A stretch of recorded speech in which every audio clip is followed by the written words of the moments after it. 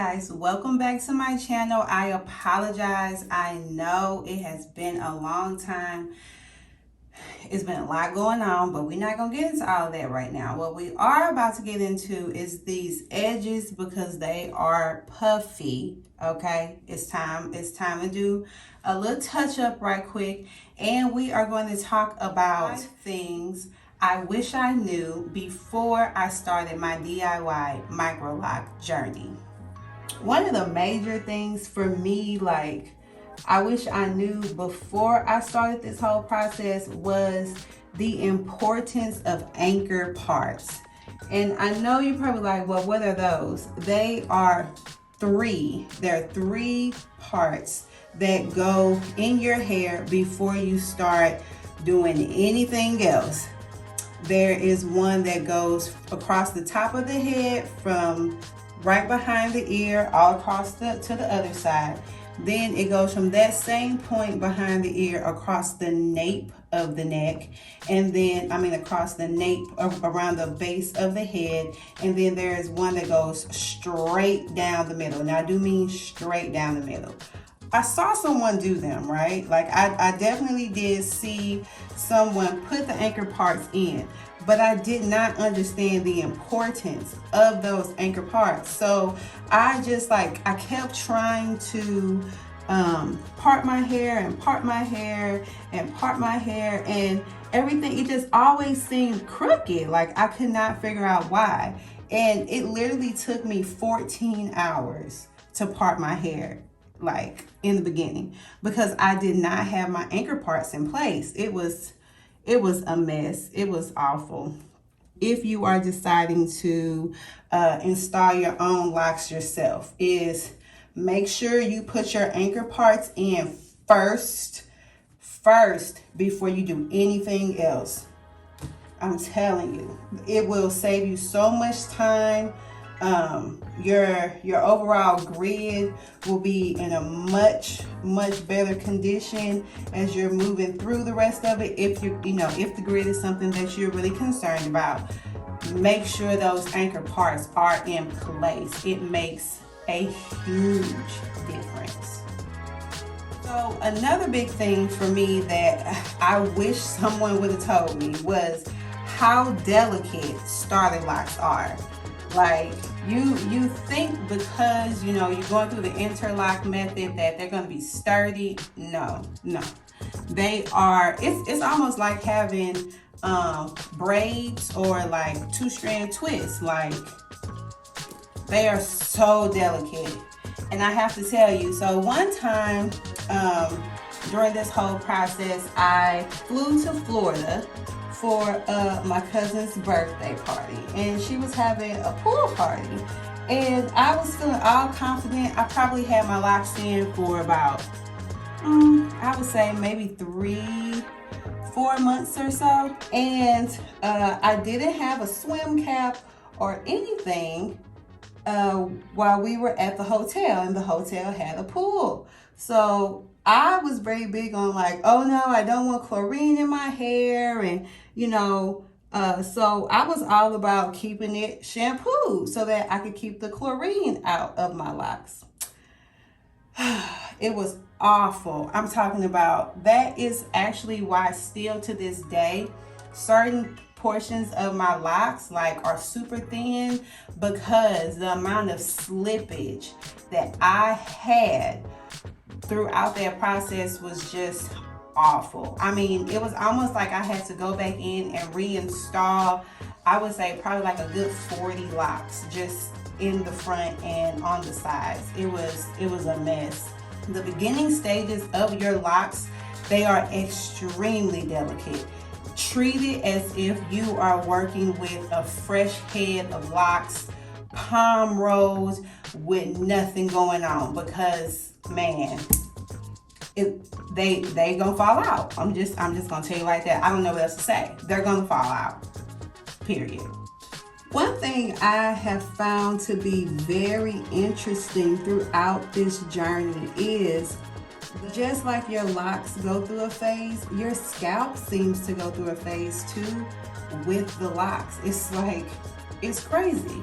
So the first like 1 to 12 months, like I really had to take a lot of time to pay attention to the locks themselves, making sure that I was being on time with my reties and maintenance and all of that kind of stuff. Like that was the first 12 months of my journey. Like that's all I did. I was on time, on schedule with my retwists.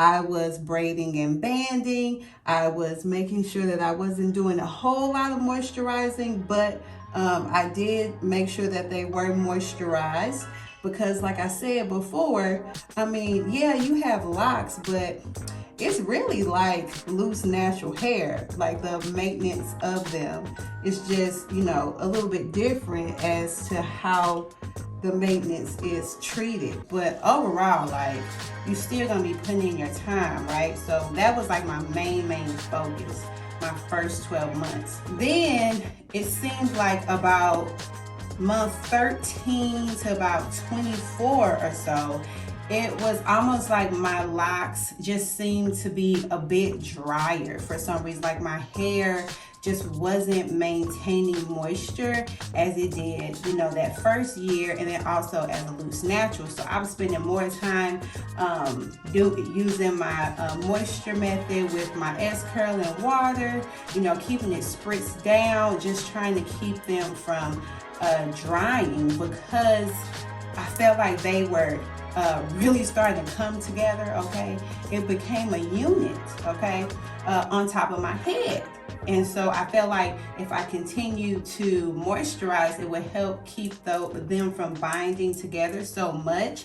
And then also, of course, maintenance was a thing as well, especially if you have like fine hair in certain places, like just making sure that you are staying on top of your reties is like very, very key in your second year. Now, the interesting thing for me at this stage, because I'm coming in on 3 years in May. Oh my gosh.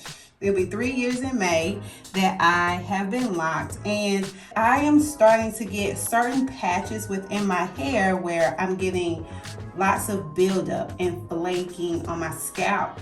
And really my locks overall are like they are oilier. Like I can feel the oil. Like if I'm not on top of my shampoos, sometimes I'm not gonna lie, it's be like 3 weeks. I know. But I'm getting better. I'm getting better because I further understand the importance. So let's just, okay. I have noticed that my hair does not take as well to the oil-based S-curl concoction, we'll call it, that I made up for year 2.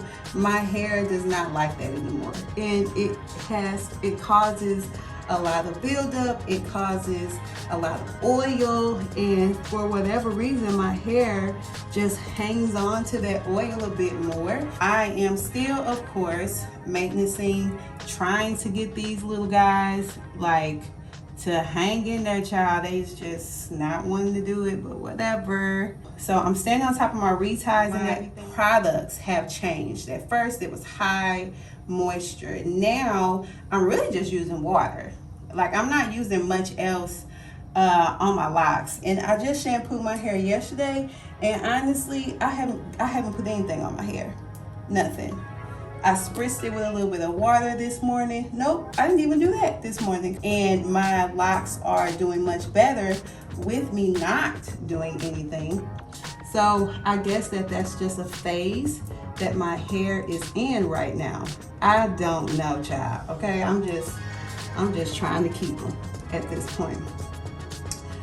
So let's talk about it. I know in my initial install video, I was very adamant about not taking my locks down because I had just made it so far into my head. I was like, baby, there is no way I can take these down now. Like, we are committed to this thing. I can't go back and take them down.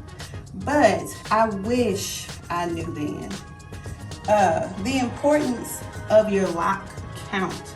The number of locks that you have kind of help to determine the amount of volume that you're gonna have in your hair. I really couldn't understand before I started this process, you know, why sister locks were so adamant about having a certain lock count, having a certain grid pattern, all these sorts of things. I didn't really understand it, but now being almost 3 years in, I do understand, because I should have took them down. I should have took them down so that I could really have the volume that I want to have in my hair.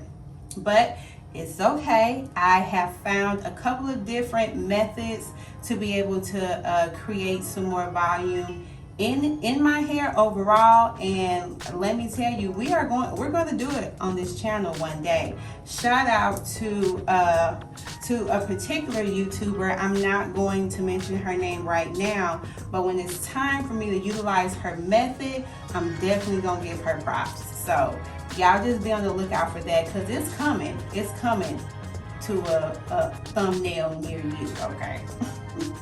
Okay guys, well, I've only made it so far, okay, and I still have to get up and go to work in the morning, so I am going to let you guys go. If you have any other questions in regards to my lock journey or anything you would like to know more about, please do leave me a comment below. I will be sure to address them. Depending on what the topic is, we may do another video or a Q&A or something like that if that's easier. Overall though, if this is something you want to do, I mean, embrace the process. It really is a process, and it truly is a journey, and it is your specific journey, okay? All right, thank you guys so much for watching, and I will talk to you next time. Bye.